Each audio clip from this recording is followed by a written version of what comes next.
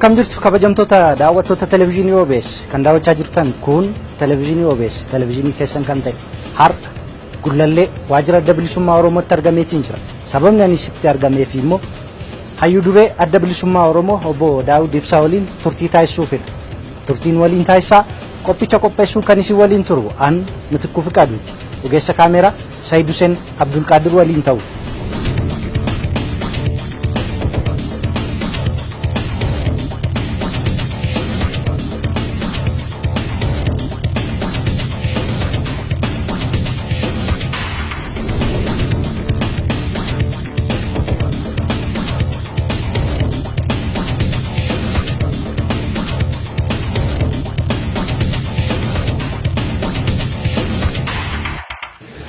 ABO Daawud afeerraa keenya kabajanii gaaffiif deebii akkasii waliin taasisnuuf waan eeyyamamoo taataniif maqaa daawwattoota televezyiinii OBS'tiin hatiin guddaa galatoomaa isinii jedha.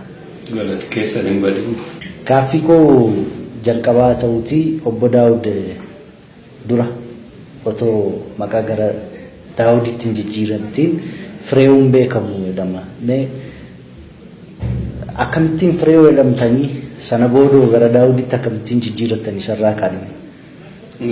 Maqaan koo ka dhalootaa ka warri keenya ammachiisaa geessanii na moggaasanii Magarsaadha.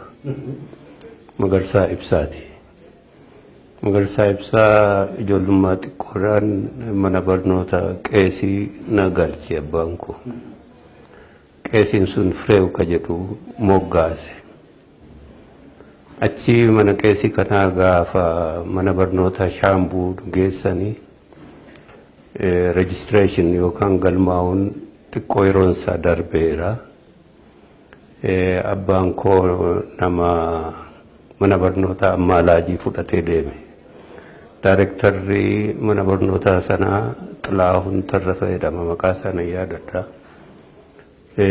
Nami kun maqaa Magarsaatiin siin galmeessu maqaama qeesiin baase sana yoo kennitee fi garaa laafaa jedhee Fireewu ka jedhu sanaan galmaa'e kana jechuun seenaan isaa. Sana booda gaafa qabsoo seennu immoo Daawuditti nu moggaasanii warri jalqaba qabsoo yeroo waraana bilisummaa Oromootti dabalamuuf deemne sana Daawud jedhame jechuudha. Bara qabsoo keessanitti isin deebisaati. Dura isin meesoo keessa turtan moo kallattumaan gara ABO'tti seentan? Ani meesoon keessa hin turre. Seenaan isaa dheeraadha. Dura jalqaba yuunivarsiitii galuu dura high school waama maabara wayii tokkotu jira. Maabara kana amma Looriidha. Magaalaa kana keessatti obbo Tolasaa Waldee isatu na geesse jalqaba yeroo wingeesseenu. Maabarri kun maabara ijoollee Oromoo jedhama. Maabara wal gargaarsaa jechuudha. Achirraa jalqaba waan Oromoo kana consciousness. Maabarri kun waama wal gargaarsaa ijoollee Oromoo kana xiqqoo waanuma Oromummaa kana waaja jalqabuu nuti Oromoodha jechuu kana. Achi immoo afuuraa waldaa Meeccaaf Tuulamaatu jira yeroo nuti askuul jirru.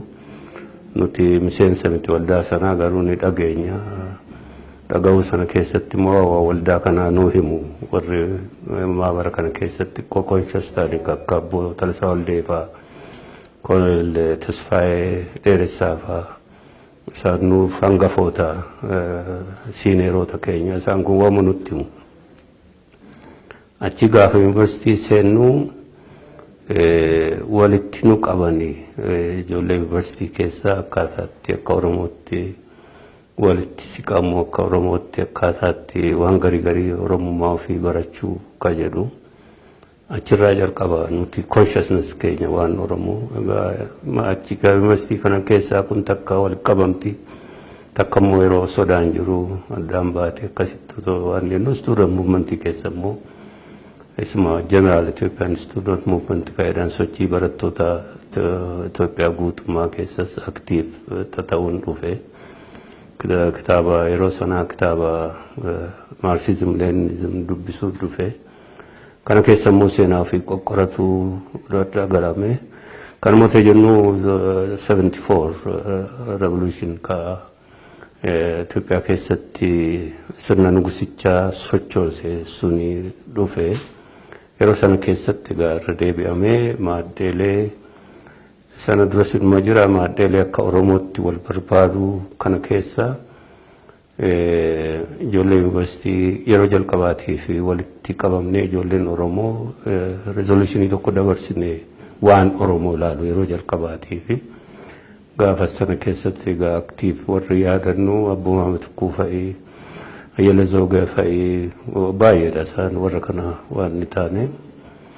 Sana keessa dirqama nutti kennanii garii keenya ijoollee iskuula barattu kana gara Western Wallaggaa kana dhiya Wallaggaatti hin deeme dambii disaasaa waliin.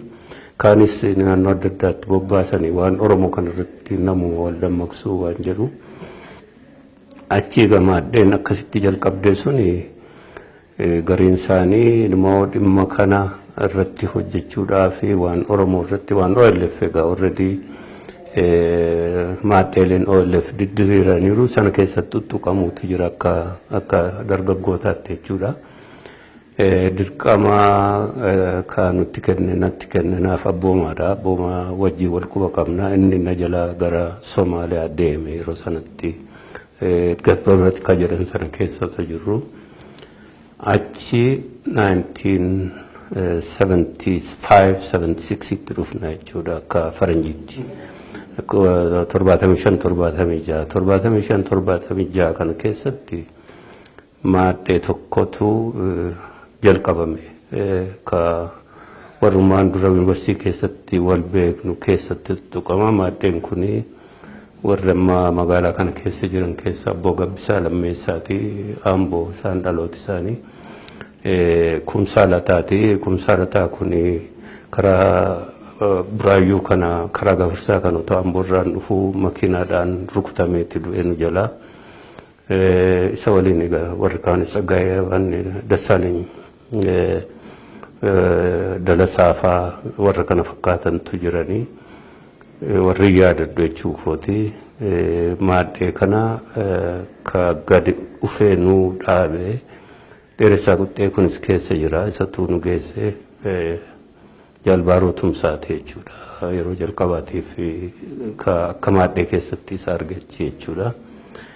Maaddee gama kana otoo gangalchinuuti gartuu tokko ka youth wing yookaan goflaa ka dargaggoota ka adda bilisummaa Oromoo jedhamee akka ijaaramu wal ijaaramu dirqamni kennamee dirqama kanatti seennee dirqama kana keessatti Mitikuu Tarfaasaati, Dambii Disaasaati, ana dheeressaa Qixxee kunillee akka leezoonitti keessa jira.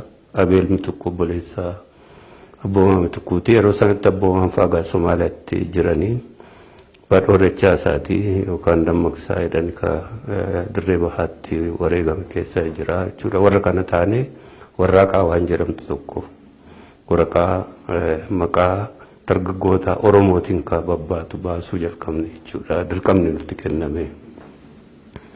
Inni kun ka jalqabaa dirqama adda bilisummaa Oromoo nutti kennedha jechuudha.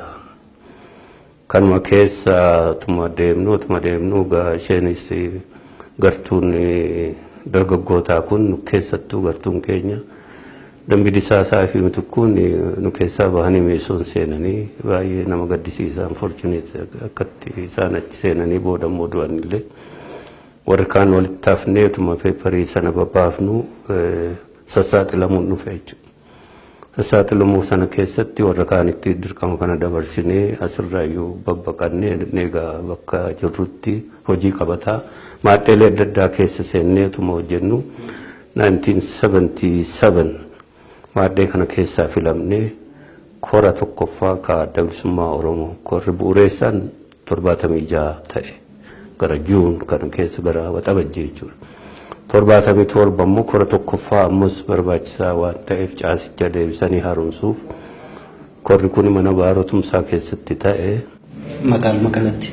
magaaluma kana keessatti inni duraas magaaluma kana keessatti ta'e achi keessatti akka filamnee seenne akka jalqaba miseensa hoogganaa jedhamne achi keessatti hammatamne maaliif jalaatii maaddee keessaa filamnee kora sana keessatti waan ni taane korri kun ka Magarsaa Barii dura taa'aa godhee Gadaa Gammadaa yookaan Damsee Qacaanee ittaanaa godhee akkasumas immoo SPMC Supreme Political Military Council ka jedhu ijaaree ka'ee kaan immoo miseensota hoogganaa dirqama adda fudhatan kun 77 Oogasti keessa yookaan hagayya keessa jechuudha.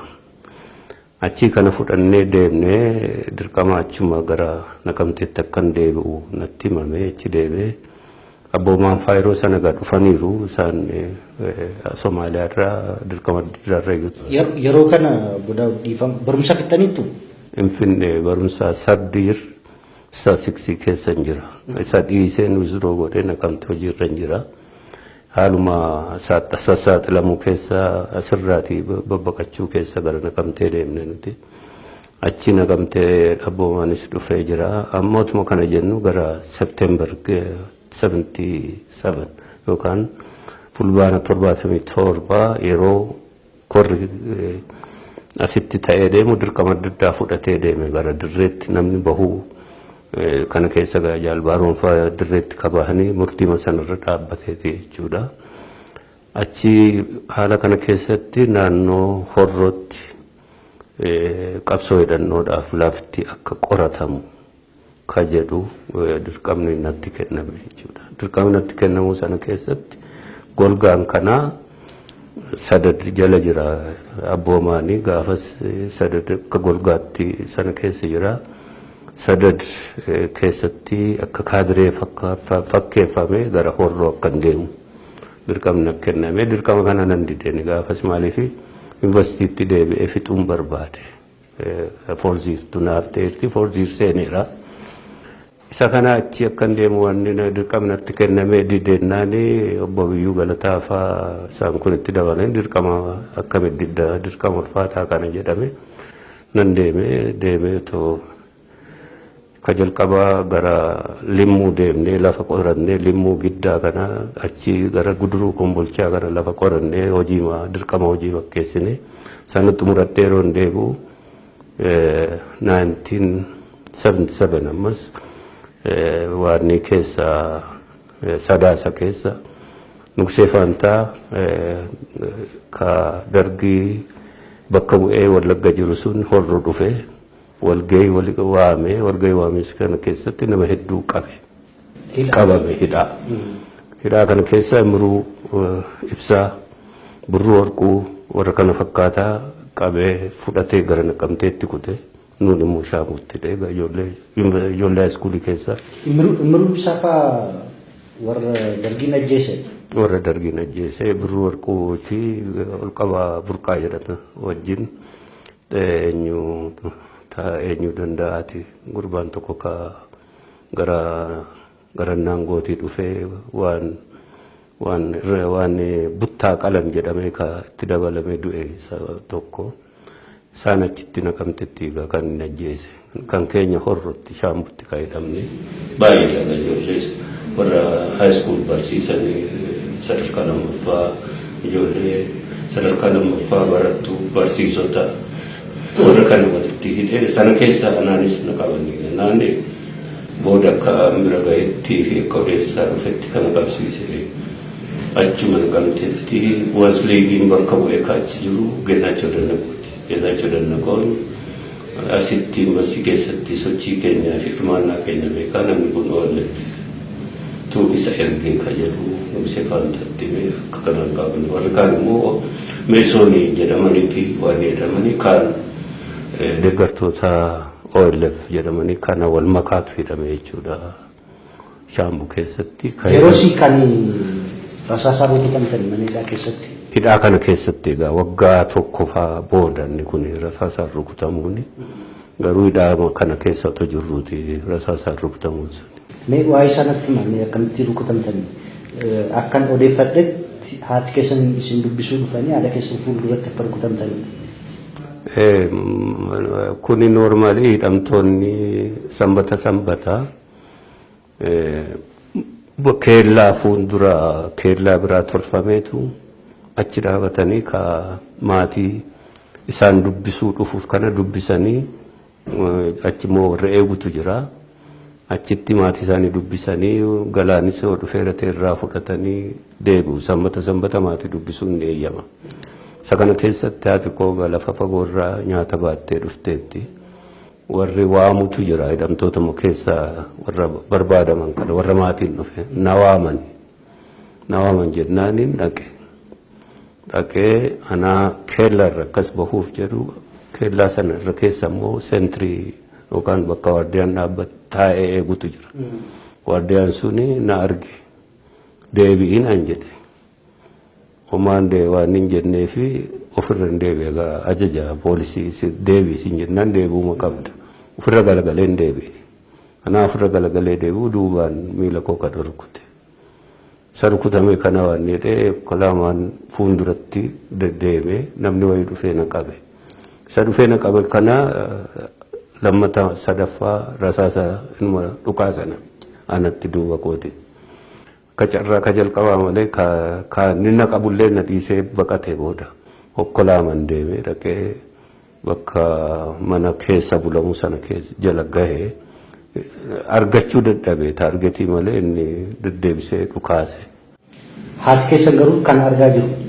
Haati koo yeroo sanaa akkas ofirra mil'adhee hin jedhu isheenuu naasuudhaan achumatti kuftee miidhamtee kana argee jakiyyaan kanuma ka ta'e sana booda mana kiimaa nageessan namichas ajajaan isaa dhufee achirraatii isa kontirool godhee kana inni immoo booda yeroo gaafanne dirqamuma fudhatee akka kana godheetu odeeffama.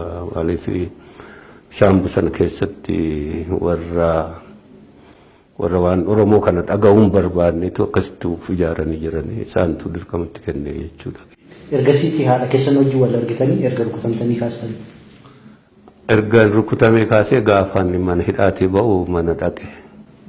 Ganna dhaqee ishee dubbisee waan yeroo dhumaatiif itti dhaammaddeen dhufee asii yuunivarsiitii galee ji'a tokko iyyuu hin turre namni hedduun magaalaa kana keessa waan adda bilisummaa Oromootti qabame. Isaan kun eenyu? Obbo Zagayyaas fa'aa, obbo Abiyyuu Galataa fa'aa, Abbaa Joobir fa'aa, Garii Fayisaa fa'aa baay'eedha isaan gara nama 200tu qabame.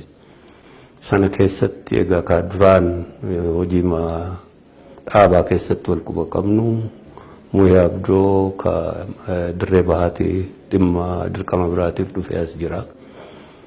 Haala namni qaqqabamu kana keessatti inni yeroo gaafa koongireessaa yookaan korri ta'e sana keessatti Supreme Political Military Council keessatti nama filamee jirudha Muyaa Abdoo. Inni ishee tuulatu jedhu asitti waggaa 4-5 dura du'e nutti fakkaata. Warra maadhee keessa waliin jiru sanatti ergee hankee dirqamni kee karaa dhihaa kana bahuudha bahi gara Sudaanitti kan jedhu dirqamna kenna. Barnoota jalqabeen jira akkam wayyannaan namni qabamee dhume as turuu hin dandeessu dafii bahi kan jedhu dirqamna kenname. Achi immoo Sudaanitti baane jechuudha adda bilisummaa Oromoo gara waraanaatti dabalamu. San dura garuu mana hidhaa kamitti kan baddanii turtanii poolisii jala miliqxanii turtanii jedhama. Suni booda inni itti dhufnaa.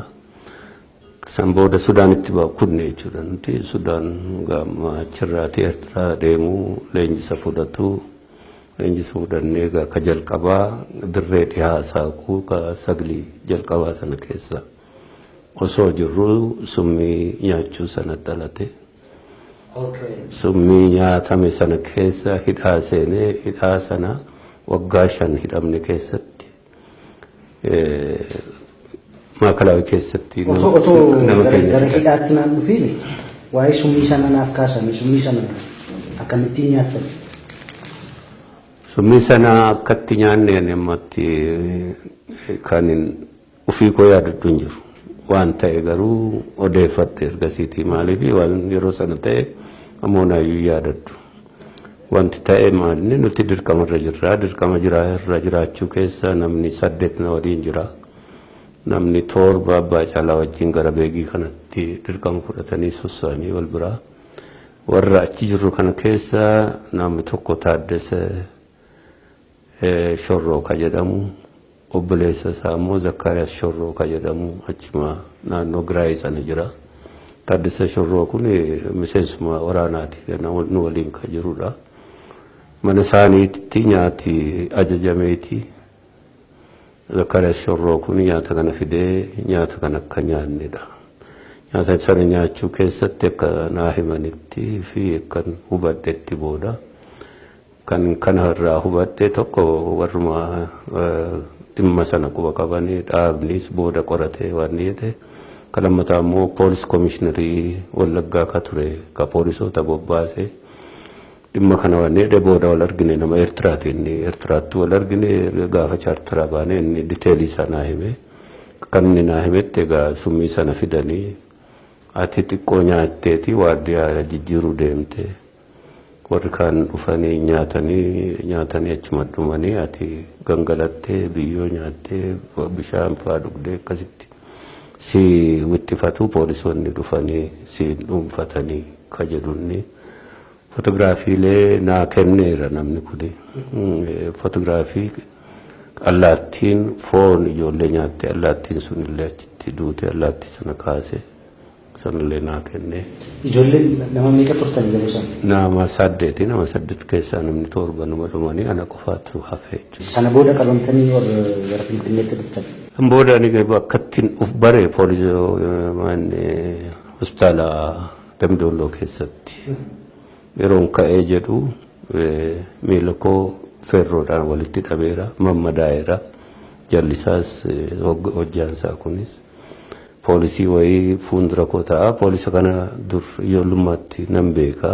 Maqaan isaas naa dhufuu dide yeroo sanatti. Inni fuuldura taa'aadha. Waan isaas naa galuu hin dandeenye maali waan akkasii jedhee. Achi kan bayyaannadhee guyya 2-3 bulee booda achi fuudhanii gimbii nageessanii gimbii yeroo nageessanii konferensiidhaan na dura jiru Nugusee Faantaafaa. Warra kaanis dabballoota isa waliin jiranii poolis koomaandareechi jiru gaafatamaatika. Isaan kana keessaa ta'e egaa Nugusee Naqamtetti hin beekaa naa dhufe waan isaa xiqqoo maal akka ta'es naan galle garuu maaliif akka isaan na gaafatan. Achi fuudhanii Naqamtee maakalaawii torbee tokko akkas natti fakkaata. Achi fuudhanii maakalaawii kana na fidanii achitti guddoo torchar nu godhan. Torcharii sana fixadhee Karchalleetti nu ergani. Karchallee waggaa 5 achi waggaa 5 hidhamne. Waggaa 5 hidhamuu keessatti maakalaa itti nama keenya fixan. Warra dhuman keessaa tokko Muhee Abdoo Silasiin jedhe kana. Nama baay'ee jaalladhu nama baay'ee immoo ka fakkii keenyatti jala deemnudha. Istuudhaan moomantii keessattis yeroo dheeraa wal beekna. Kana mataa Gazaayin Kaasaawun Leebar Yuuniyen keessatti warra hoogganoota turanidha. Ka sadaffaa Motolaqaa Eeggazuu Waaqee jedhani. Baharraa Amboo keessatti qabsoo hidhannoo jalqabuuf gara sanaa dhaqee qabamee ka maakalaawii jiru kaan kabbada damsee ka jedhani. Warri kun hundi warra dhaabi qabu keessaa waggaa 5-6 ka hidhamanii jiran jechuudha.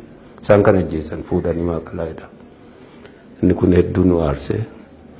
Hagamoomitti kana eegganne teenye eegganna ka jedhu namni 3 mari'anne tokko ana tokko Nagaasaa Kumsaa jenna Nagaash Kumsaa obboleessa Kuwee Kumsaati. Ka sadaffaa Amaan Nuuraa. Kuwee Kumsaa jechuun haadha warraa obboleessa. Leencoo Lataaye. Sadaffaan Amaan Nuuraa jedha. Amaan Nuuraas karaa bahaa kana utumaa dirqamarra jiru ka qabamedha. Warra kana taane sada murteeffanne jechuudha. Bahuu qabna mala dhaanne. Mala dhaanne bahuu kana keessatti achuma mana hidhaati akkaataatti baanu hedduu fallee yaadi kaardiis tolfatu maali suni inni milkoofne kanaaf hakiima deemame achirraa poolisa kana jalaa poolisa gowwoomsanii miliquu ka jedhu kana lafa kaawwanne sun nu milkaa'e jechuudha. Mana kiimaa kam deemtan? Hakima Minilik Hospital nu geessanii. Magaaluma Finfinnee kanatti. Magaaluma Finfinnee egaa yeroo qabnu sana keessatti obboleessi koo eegumsa kaala jirutu jira jechuudha. Inni nu waan jessee asii saffisaan baane holotarraa immoo makiina guddaan hanga gimbiirraa makiina biraatiin damdoollo achi miilaan yeroo eeggannee gara dirreetti deemu jechuudha. Sana milkoofne. Waraana lixaa yeroo sanatti kan ABO isintu hoogganaa ture?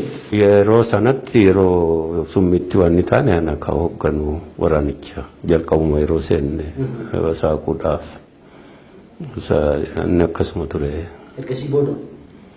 Ergasii booda egaa nuti kun 87 jalqaba irratti dirreetti deebine 88 koratu walgahii jila qabsaa'aa taatu ta'e kamiseessota hundaa hoggana haaraa filachuu kana maalii kana keessatti gammoojjii beegii keessatti beegii keessattidha kan inni ta'e 88 jalqabaa irratti jechuudha. Sana keessatti miseensa executive committee wallaf ta'e filame jechuudha.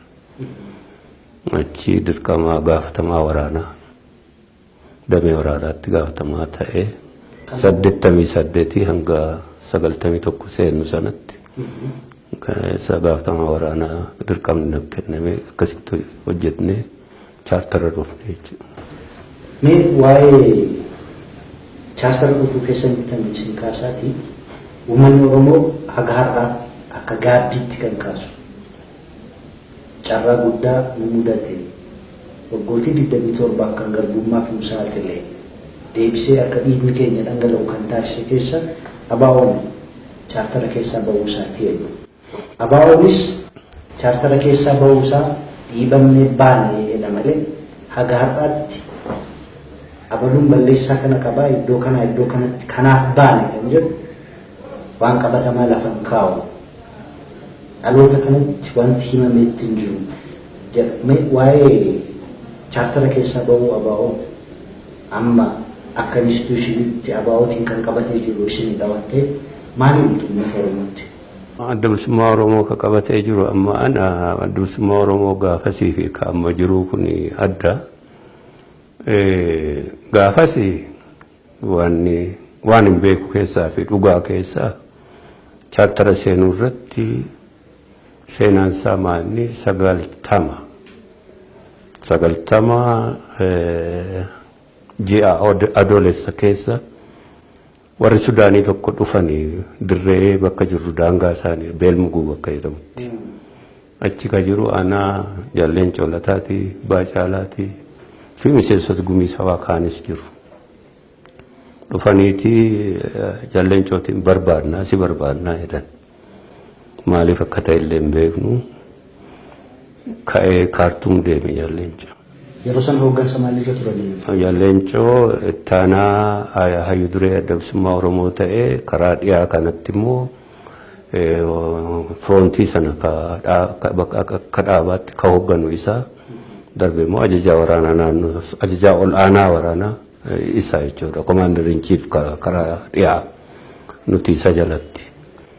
Isni gara kaartuum deemee dhufee waan nu hime tokko warri TPLF karaa dhiyaa kana dhufanii nu waliin dargii loluu barbaadu. Kana ka Gaaffi natti ka'ee jedhee kan ammataa immoo dargiin kufuu booda transitional government yookaan mootummaa ce'umsaa tu ijaarama. Mootummaa ce'umsaa kana keessatti qaama sadii sunis EPLF yookaan adda bilisummaa uummata Eertiraa, TPLF adda bilisummaa uummata Tigraay, OLF adda bilisummaa Oromoo warra kana faa suggest godhanii yaada kennan kanarratti maal jettu ka jedhu akka hoogganaatti nu mariisise. Sana keessatti yaada kennannee yaada ol baafne achi gad baafne ka TPLF karaa sana dhufee lolu yoo lola ta'e tokko meeshaa booji'amu akkaataatti walii qixa hirmaan. Hunda caalaa immoo nuti kuni asii lafa Oromooti isaan ka TPLF ka Tigraayitti waan jedhan Na hojii jaarmaa fi hojii siyaasaa akkan hojjenne kana yoo fudhatanii dhufaniin waliin loluu dandeenya kan jedhu lafa keenya jechuudha waan jenne. Ka transitional government sana jaarmaan kun sadan waliin jirtu yoo ta'e itti seenuu ni dandeenya. Garuu lafa Oromoo irratti immoo ka ijaarsaa fi ka siyaasaa maali ka keenya ta'uu kana kaafne hedduu wal falmine wal falmuu sana keessatti kana qabatee deebi'e yaada kana ammus kaartuumitti. Si'a lammaffaa yeroo dhufu waan hojii siyaasaa fi jaarmiyaa ni hojjenna kun mirga keenya Itoophiyaadha jedhani ka jedhu karaa sana karaa frontii keenya dhufanii. Amma yeroo kanatti obboleettiin itti aanaa hayyuu dureetiin hangatanii. Hayyuu dureen waan kana quban qabanii. Hayyuu dureen yeroo sanatti kana quba qaba jedhee hin amanu garuu I'm not sure hayyuu dureen jaalgalaasaa dilbootii bahaa jira out of communication. Dirreen bahaa marfama keessa kan inni operate godhu yeroo sana keessatti. Reediyoo fi waan adda addaan quba qabaachiseera jaalleenchoo waan beekuun qabu. Waan irraa beekuun qabu. Anyway, kana wal falmine isa lammataattis deebi'ee kana dhufneeti cabsinee lollaa hojii jaarmiyaas hojjenna hojii siyaasaas hojjenna jedhanii akkas yoo ta'e nu fixaniiti godhu kanan eeyyamnu kana faaseenne jechuudha. Kanuma wal gaggeessinee deemamee yeroo dheeraa turame kana gidduutti lolli baay'eeyyuu ta'e haalli asiin dhufuunis hafee isaan karaa Goojjam cabsanii seenanii asiin karaa Walloo kanas lolli ta'ee cabsanii dhufanii ka keenya karaa Goojjam cabsanii nutti as ce'anii isa sanaan nuti hangatti humna keenya naannoo Najjootti isaan dhaabne jechuudha akka isaan gadi hin buune naannoo sana dhuunfanne. Kana kabeegnu kana keessatti jaalleenchoo isa dhumaa waa hunda xumuree dhufee waan irra geenyetu jira. Kana walgayiidhaaf walii himnaa Finfinneetti deemtaati jedhee tanaan dirqamarraa naqaase chaartara dhufne jechuudha. Chaartara sibiis hirmaattan walgayii irratti. Walgayii irratti ani hin hirmaanne garuu warri hirmaatan ni jiru. Akkuma warri hirmaatanis keenyuma waan ni ta'e kana jechuudha akkatti seenne kana. Akkatti seenne kuni egaa waan fedheefu haa seennu kanaaf seenne akkas seenne akka hoogganaatti namni taa'ee waliin murteessee hin jiru. Haalli isaas kennataa miti warruma nuu murteessee dhufee nutillee sana maaliif kana murteessan hin jennee ittuma seenne jechuudha. Erga seenneeti waan akka dabsummaa Oromootti waan wal gaggaafataa turreef waan ta'uu qabu hin taane sunis tokko. Walgahiin Central Committee ta'uun itti ture waggaafataa turre kun hin taane maaliif hanqatee akkamitti hanqatee seenaan isaa dheeraadha. Kalammataa akka chaartara keessaa yeroo bahamus kunis sana dura waan yaadadhoo jiraatte marii xiqqaan tokko asuma fuuldura keenya mana kana keessatti taateetti marii taate sana keessatti haalli itti deemaa jirru gaarii miti. Isa kana jalgalaasaan ala US jira. Jalgalaasaa nu waama walgahii nu godhadha walgahii godhannee haala kana gamaa gabannee haa murteeffannu ammoo akka mul'ataa jiru kanatti garritti deemnu gara lolaati loloo seenne gaarii hin ta'u haala gaarii keessa hin jiru isa kana walitti dhadhaamannee adda baane erga adda baaneetee egaa chaartaraa bahuu keenya asirraa nuu labsamu malee akkatti baaneef akkatti bahuu dhubaanni suni waan qindaa'aa fi chaartaraa keessa bahu sinii labsamuu malee dhaamni waan irratti mari'ate hin qabu chaartara keessa bahuu keessaniif.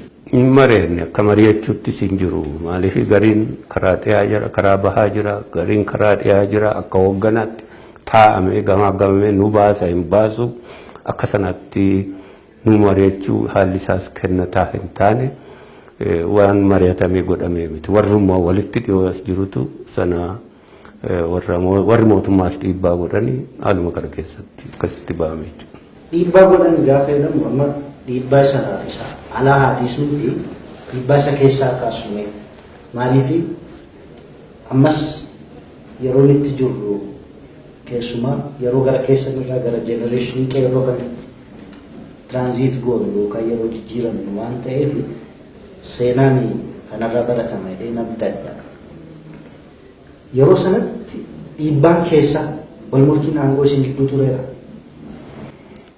والموركي أنغو إفبهي كستي أسبهي كانت أجدان إنجرو غرو أكاتا تكندو مني charter تسيني أكهوغاناتي أوبريت غورا ترد نمني هدون قوفتين قبو والغافتا فرماتا سين قبو كوني قرم هدو وان أميدا آتاوتي وان فندرت لالي دابا كانا قبسو كانا سكانا يرو charter أبوامو كان نمني كرامة جرقو وان abicha seef gochuuf waan danda'u lole qindoominni isaa eenyuunu quubsaa miti kun waan ifa lafa jirudha yeroo sanatti jechuudha amma isa gaafatama kaafteeti gaafatanni ka eenyuuti wal gaafataniittuu ka jedhudha kaati kaaftee isa kana yeroo jalqabaatiif korri hatattamaa 97 yeroo muqdishootti ta'e sanatti wal gaafanne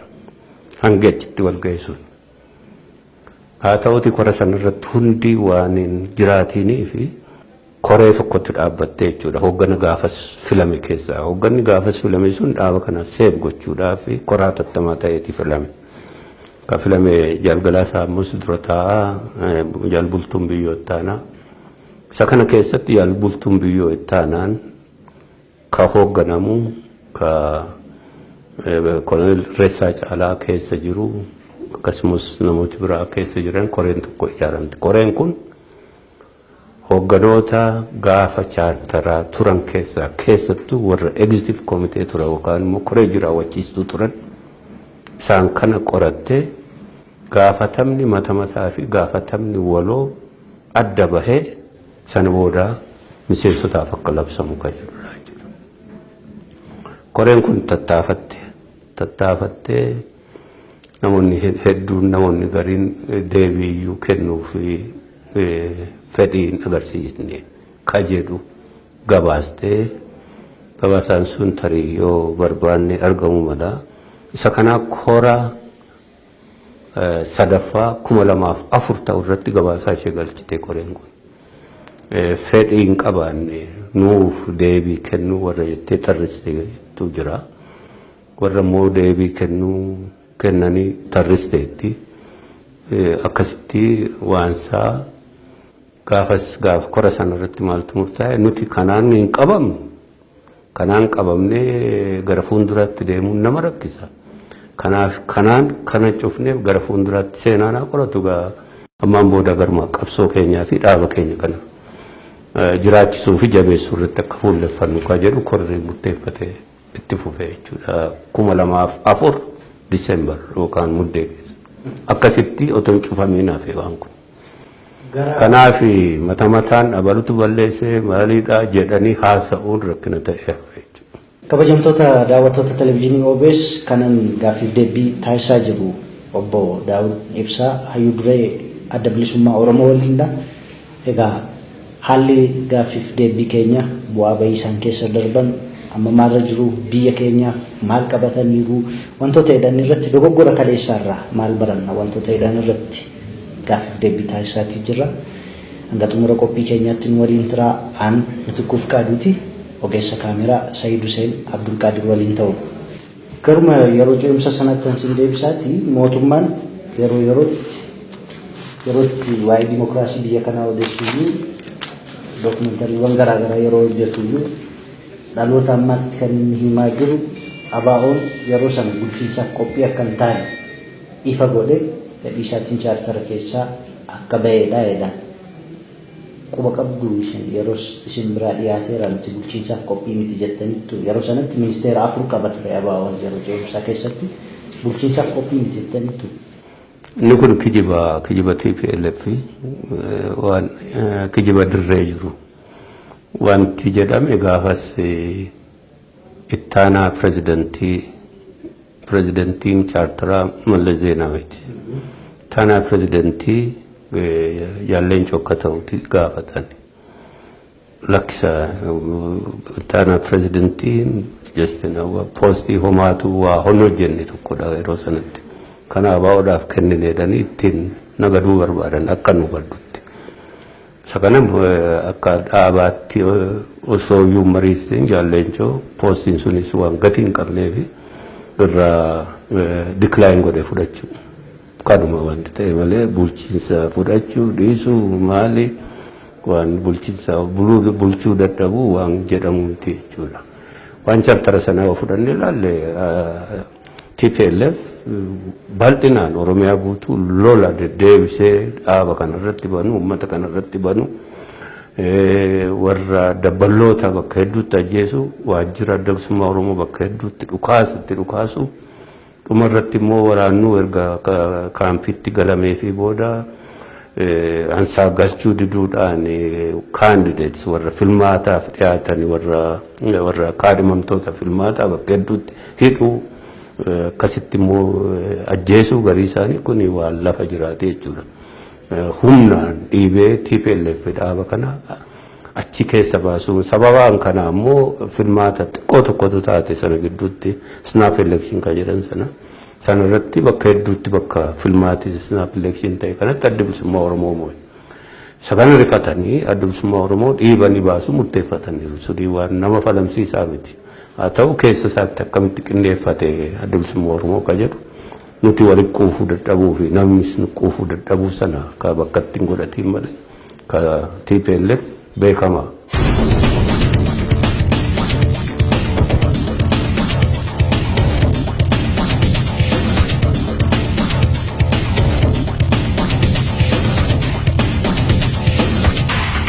Garraamummaan ABO yeroo sana daangaa darbaadha.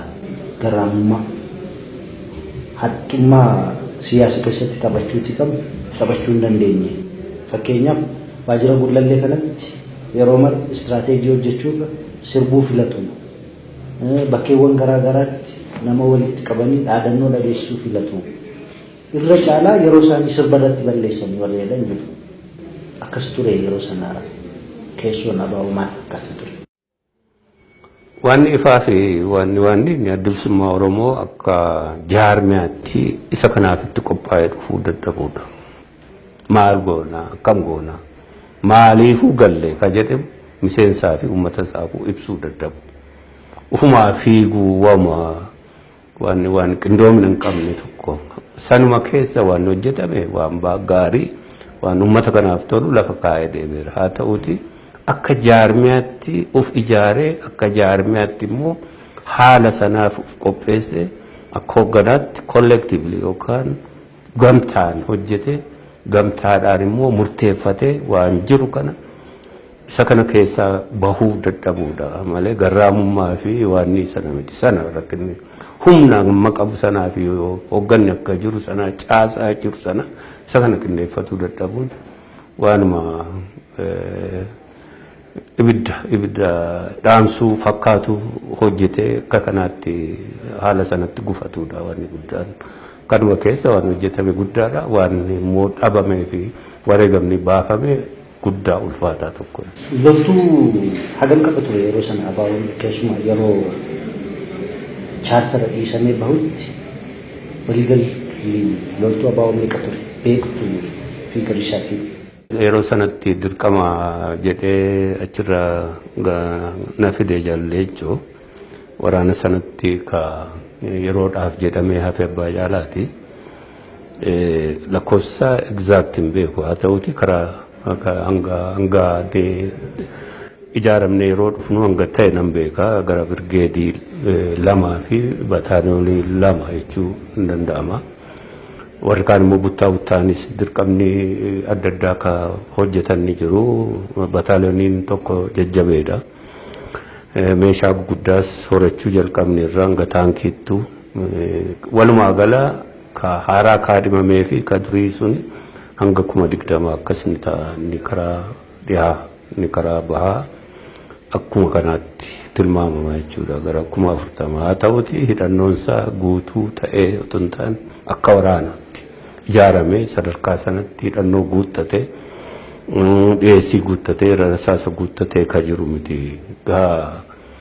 Gorilla yookaan riphee lolaa ture reefu guddatee ijaarmaa isaa gara sanaatti ceesisuudhaaf transfer gochuudhaaf kajeelaa turedha jechuu danda'ama. Inni ijaaramne guutummaatti dhiyeessii gahaanis hin jiru waan asii coccoramuun ka hidhatedha.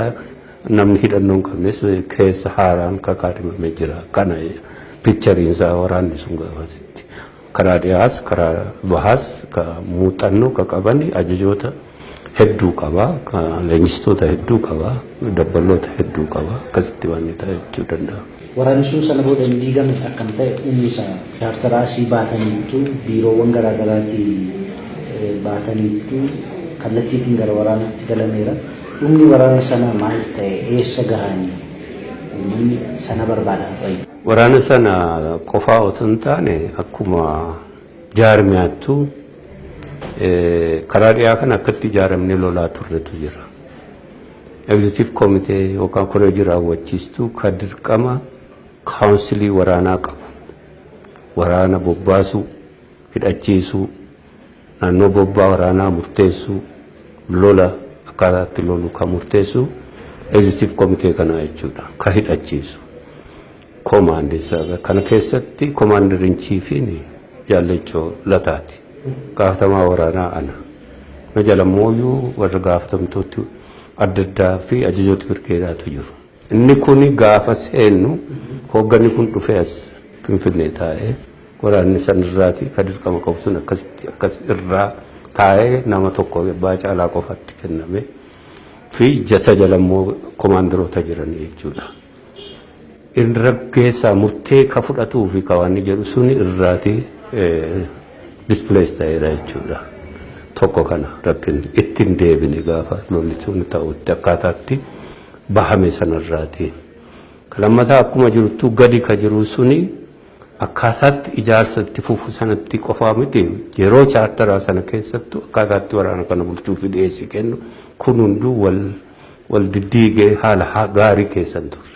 Kanarratti immoo dabalamee kaampiitti galama jedhameeti waraanni kun bakka lafa beekuu fi bakka dhiyeessiinsaa jiruu fi bakka rasaasisaa jirurraa fuudhamee gara Jimmaatti dabarfame, gara Horrootti dabarfame, hidhannoonsaa fi rasaasisaa achi dhiyaatti hafe yeroo kaan immoo kaampii Dambidolloo fi Beegiitti galee dhiyeessiinsaa fi waraanni adda bahee waanuma mudhii isaarra jirurraa kaafee rasaasa iyyuu hin qabu jechuudha.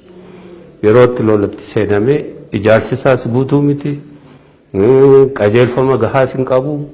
Ani fakkeenyaaf achirraati as dhufee asiitiin dirqama adda addaa fudhataa ture. Yeroon deebi'utti bakka kootti deebi'u warra na jala jiranitti hin himamne, anaafillee hin himamne, akkasumas chaartara seenne mata mataan lolle jechuu danda'a malee jaarmiyaan keenya gaafa duraati bakka irraa ka'e.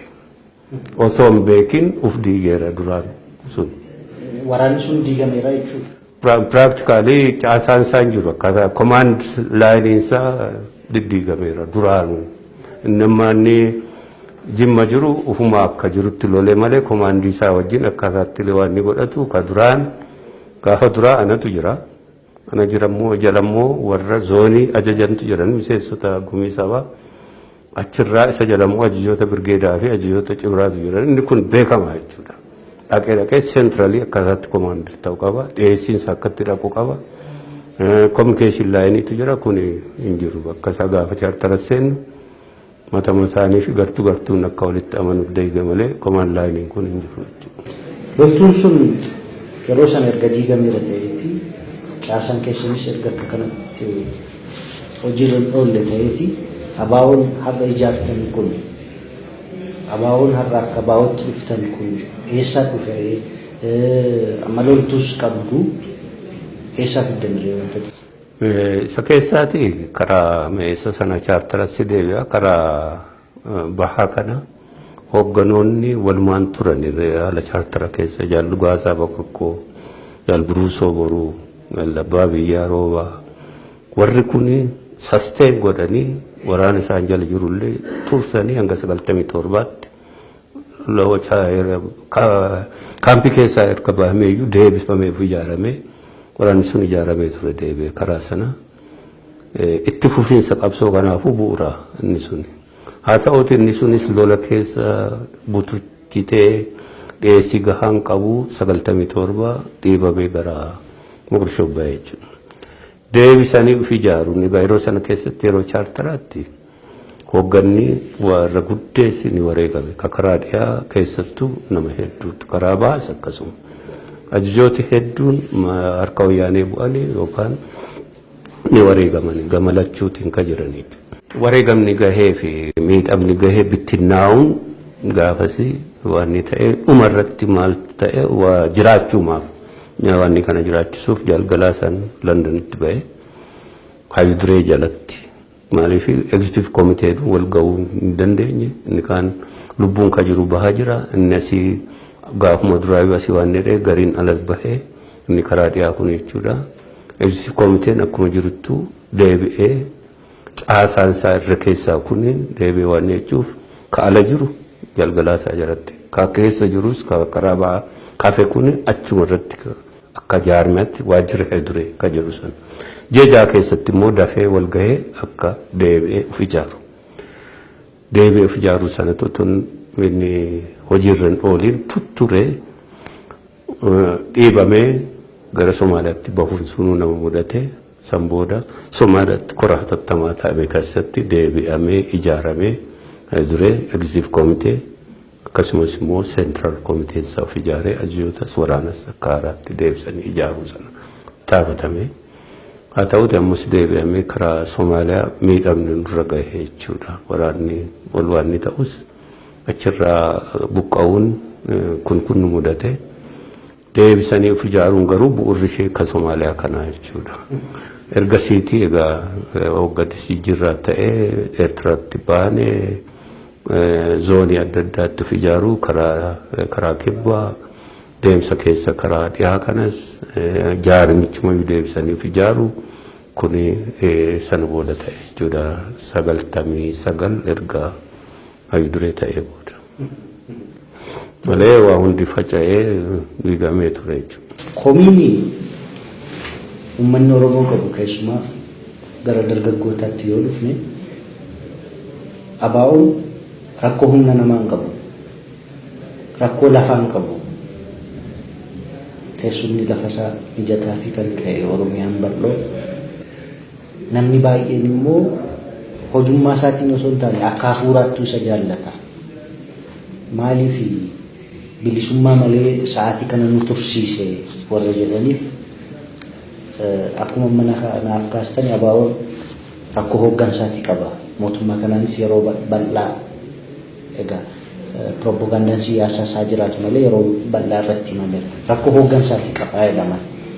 Dhiyeenya kana immoo kan isin irratti ka'u jira rakkoo hooggansaati. Aangoorra sa'aatii dheeraa turuu yeroo dheeraa turuu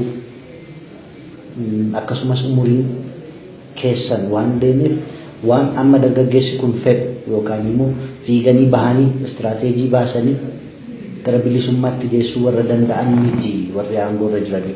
Kaleessas dogoggorri kun ture habas dogoggorri kun irra deebi'eera maal jettu sin gaafadha.